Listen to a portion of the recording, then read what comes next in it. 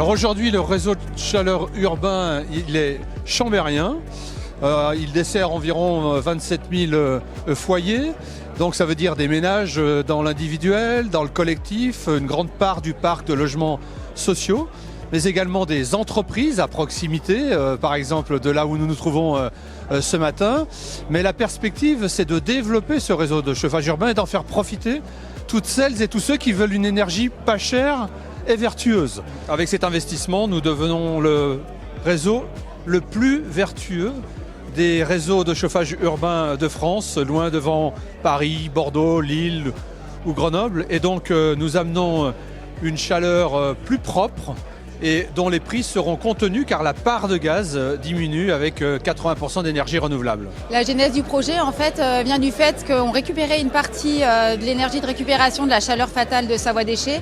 L'objectif c'est d'aller toujours en capter un peu plus. Voilà, sauf qu'on sait que les derniers pourcentages sont plus durs à aller chercher.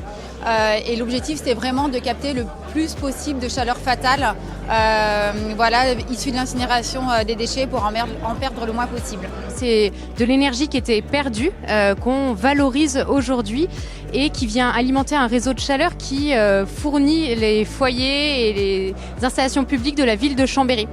Donc c'est vraiment important qu'on puisse fournir aux Chambériennes, aux Chambériens cette énergie issue en plus de la combustion de nos déchets, donc une énergie dite renouvelable qui vient à la place d'énergie fossile. Cette décarbonisation effectivement du réseau de chauffage, et ça y est, effectif. Nous passons de 70% d'énergie renouvelable à 80%. Et pour vous donner un ordre d'idée sur l'intérêt environnemental, grâce à ce passage à 80%, nous allons économiser, non pas sur la ville de Chambéry, mais sur toute la cluse de Chambéry, l'équivalent de rejet de CO2 et de gaz à effet de serre de 40 000 véhicules qui effectuent 13 000 km par an. C'est considérable. Je le disais ce matin, l'intérêt de ce dossier, il est inversement proportionnel au fait qu'il n'y a pas de caractère spectaculaire. Nous ne voyons rien. Tout se passe dans une unité de production. Ensuite, une chaleur qui passe dans les réseaux souterrains, qui est raccordée aux habitations, mais il y a un intérêt environnemental majeur. Au niveau des habitants qui sont desservis par le réseau de chaleur urbain, on leur assure une maîtrise de la facture puisque, comme je le disais, c'est une énergie produite ici à partir de nos déchets, donc dont les coûts sont maîtrisés. C'est une installation publique exploitée en régie, donc par des agents de la collectivité.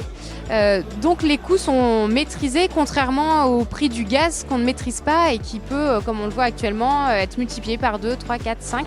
Pour réaliser ce projet qu'on a acté avec la collectivité à travers un avenant, c'est le travail de 3 ans. Et donc il y a eu des études techniques.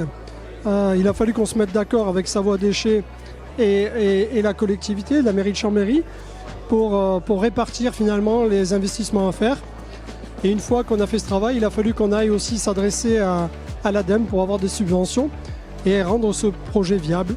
Donc 3 ans de travail, de collaboration tripartite et un travail important des équipes de la SCDC, notamment d'Estelle Ezedine qui a été moteur dans ce projet.